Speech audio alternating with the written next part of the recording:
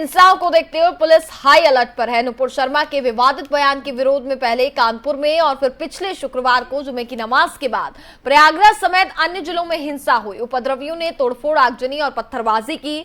सबसे ज्यादा बवाल जो रहा वो अलीगढ़ में हुआ था। यहां पुलिस चौकी फूंक दी गई। इसके साथ ही एसएसपी और अन्य अफसरों को जान बचाकर भी भागना पड़ा। एडीजी की गाड़ी पर भी पथराव कर शीशे तोड़ दिए गए थे।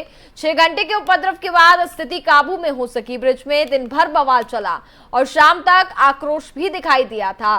शाम 5 बजे बताया जा रहा था कि स्थिति सामान्य हो सकी। ब्रिज में मथुरा सर्वाधिक प्रभावित रहा और यहां हाईवे और यमुना एक्सप्रेसवे पर जगह जगह बवाल हुआ है। पथराव के बदले पुलिस को हवाई फायरिंग भी करनी पड़ी। इससे जाम की स्थिति बनी रही और इससे पहले अग्निपथ योजना के खिलाफ शुक्रवार सुबह से ही प्रदर्शन जारी रहा था।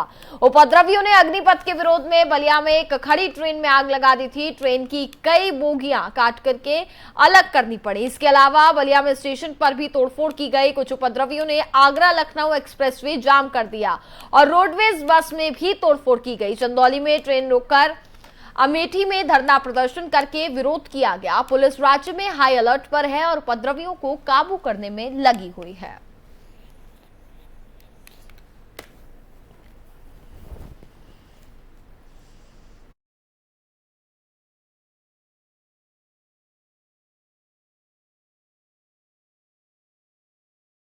अग्निपथ योजना को लेकर के बलिया में शुक्रवार को सुबह से ही युवाओं ने विरोध प्रदर्शन किया। इस दौरान स्टेशन से लेकर के बस अड्डे तक तोड़फोड़ और हंगामा हुआ। वॉशिंग पिच में खड़ी ट्रेन की एक बोगी को भी आग के हवाले कर दिया गया। युवकों और पुलिस के बीच सीधी झड़प भी हुई। पुलिस ने 100 से ज्यादा युवकों को गिरफ्तार कर शांति भंग की धारा 151 में चालान किया है। गुरुवार को बिहार में हुआ उग्र प्रदर्शन पड़ोसी जिले बलिया में शुक्रवार की सुबह तक ही पहुंच गया था। युवाओं की भीड़ न रेलवे स्टेशन पर खड़ी बल्कि बलिया वाराणसी मेमू, बलिया शाहगंज सवारी गाड़ी और साथ ही सियालदह एक्सप्रेस में भी तोड़फोड़ की गई। वॉशिंग पिट पर खड़ी ट्रेन की खाली बोगियों में आग लगा दी गई। घटना के तुरंत बाद पहुंचे पुलिस अधीक्षक राजकरण नैयर ने स्वयं आग बुझाने का नेतृत्व भी किया। पुलिस के जवानों ने अन्य बोगियों को अलग किया और जैसे तैसे आग पर काबू पा लिया गया। इससे पहले सुबह से ही जनपद मुख्यालय पर आंदोलनकारियों ने जिला प्रशासन के मध्य गुरिल्ला युद्ध की स्थिति भी बनी रही। सोशल मीडिया के माध्यम से आह्वान के बाद भी युवा वीर लोरिक स्पोर्ट्स स्टेडियम में एकत्रित होने लगे। देखते ही देखते स्टेडियम में सैकड़ों की संख्या में भीड़ इकट्ठा हो गई।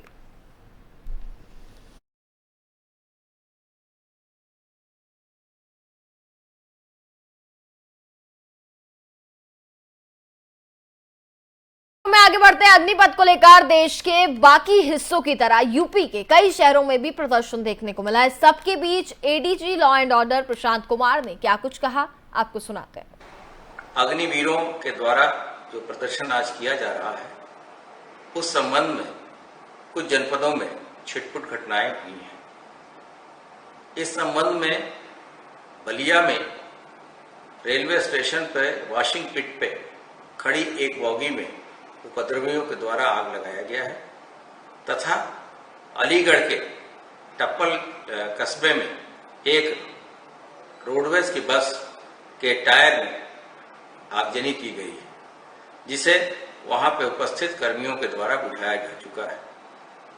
अन्य सभी जगहों पे अधिकारी जितने भी अभ्यर्थी हैं उनसे लगातार वार्ता कर रहे हैं। उनको ये बातें समझाई जा रही हैं कि ये जो नई स्कीम आई है वो सबके हित में है और इस स्कीम में नौकरी पाने के बाद से उनका अन्य जगहों पे नौकरी किए जाने के संबंध में कोई अहित नहीं होगा। वो अवसर उनके पास वर्तमान है तथा अन्य सीएपीएफ तथा पुलिस भर्तियों में इनको वरीयता दी जाएगी। अग्निवीर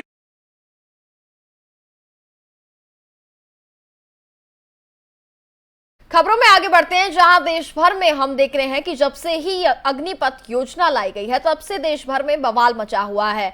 लोग हिंसा पर उतारू हो गए हैं। जहां एक और छात्रों का विरोध प्रदर्शन लगातार जारी है, वहीं दूसरी ओर तमाम विपक्षी पार्टी भी अब इसके सपोर्ट में आ गई हैं। देखना यह होगा आने वाले दिनों में अग्निपथ योजना को लेकर के क्या कुछ बदलाव किए जाएंगे या फिर छात्रों का प्रदर्शन यूं ही जारी रहेगा, और अग्निपथ योजना में क्या कुछ कमियां हैं और इसके क्या फायदे होंगे, देखिए इस रिपोर्ट में। देश के रक्षा मंत्री राजनाथ सिंह ने 14 जून को अग्निपथ नाम की योजना शुरू करने की घोषणा की। इसमें 4 साल के लिए सशस्त्र बलों में युवाओं की भर्ती होगी। योजना के तहत चुने गए युवाओं को अग्निवीर कहा जाएगा और इस साल करीब 46,000 युवाओं को सशस्त्र बल में शामिल करने की योजना है। हालांकि केंद्र सरकार की इस घोषणा के बाद से देश के अलग अलग राज्यों में इसके खिलाफ असंतोष नजर आया है। देश के कई राज्यों में युवा इस योजना के खिलाफ प्रदर्शन कर रहे हैं। बिहार में सबसे अधिक विरोध प्रदर्शन देखने को मिल रहा है। सेना में शामिल होने की तैयारियां कर रहे युवाओं का पक्ष है। सालों तक खूब मेहनत कर सेना में भर्ती होने की तैयारी करते हैं। ऐसे में 4 साल की नौकरी उन्हें मंजूर नहीं है। प्रदर्शन कर रहे छात्रों ने सरकार से इस योजना को तुरंत वापस लेने की अपील की है। हालांकि सरकार की तरफ से उम्र की सीमा 21 से बढ़ाकर 23 साल कर दी गई है। देश में चल रहे हिंसक विरोध प्रदर्शन के बाद लगातार भारतीय राजनेताओं की प्रतिक्रिया आनी शुरू हो गई है। केंद्रीय रक्षा मंत्री राजनाथ सिंह ने अग्निपथ योजना को बहुत सकारात्मक पहल बताया है। उन्होंने कहा कि इससे युवाओं को सेना में भर्ती होने का मौका मिलेगा, जिससे देश की सुरक्षा मजबूत होगी और इसे नौजवानों को मिलिट्री सर्विस का मौका देने के लिए लाया गया है। केंद्रीय रेल मंत्री अश्विनी वैष्णव ने सभी से निवेदन करते हुए अपील की है कि वे रेलवे आपकी और राष्ट्र की संपत्ति है। आप किसी भी तरह से हिंसक प्रदर्शन न करें और रेलवे संपत्ति आपकी सेवा के लिए है, इसलिए इसे बिल्कुल नुकसान न पहुंचाएं। जहां एक तरफ भाजपाई नेता लगातार अग्निपथ योजना की सराहना कर रहे हैं, वहीं दूसरी ओर विपक्ष इस योजना के विरुद्ध खड़ा होकर अग्निपथ योजना को वापस लेने की मांग कर रहा है। मैं समझता हूं कि जो हमारे युवा हैं उन सबको इस पूरी स्कीम को समझना चाहिए। आर्मी के रास्ते कहीं भी बंद नहीं हुए हैं। ये जबरन कुछ लोगों के द्वारा भ्रम फैलाने की कोशिश की जा रही है। हर आदमी को इस बात का गर्व होना चाहिए कि मैं अग्निवीर बनकर आर्मी में काम करना चाहता हूं तो आर्मी में जा सकता हूं, और आर्मी के अतिरिक्त किसी क्षेत्र में जाना चाहता हूं तो वहां भी अग्निवीर की ट्रेनिंग करके जो 4-7 बार लौटेगा वो हीरा बनकर लौटेगा और हर क्षेत्र में उसको काम मिलेगा। केंद्र सरकार द्वारा घोषित की गई अग्निपथ योजना भारत के नौजवानों को देश की रक्षा व्यवस्था से जुड़ने और देश की सेवा करने का एक सुनहरा अवसर देता है। अग्निवीर हूं, यह उनकी ताजिंदगी के लिए पहचान बन जाती है। पिछले 2 साल से सेना में भर्ती की प्रक्रिया न होने के कारण बहुत से नौजवानों को सेना में भर्ती होने का अवसर नहीं मिला। यह सच्चाई है। इसलिए युवाओं के भविष्य को ध्यान में रखते हुए और उनके प्रति संवेदनशीलता दिखाते हुए प्रधानमंत्री जी के अनुमोदन पर सरकार ने फैसला किया है कि अग्निवीरों की भर्ती की आयु सीमा को इस बार बढ़ाकर 21 से 23 वर्ष कर दिया जाए। यह वन टाइम रिलैक्सेशन दिया गया है। इससे बहुत सारे नौजवानों को अग्निवीर बनने की पात्रता स्वतः मिल जाएगी। प्रधानमंत्री नरेंद्र मोदी जी को युवाओं को सेना में भर्ती के अवसर के लिए अग्निपथ के माध्यम से अग्निवीरों की भर्ती करने का अभिनंदन करता हूं, स्वागत करता हूं। देश के नौजवानों को अब पिछली भर्ती के मुकाबले 3 गुना से ज्यादा अवसर मिलेंगे।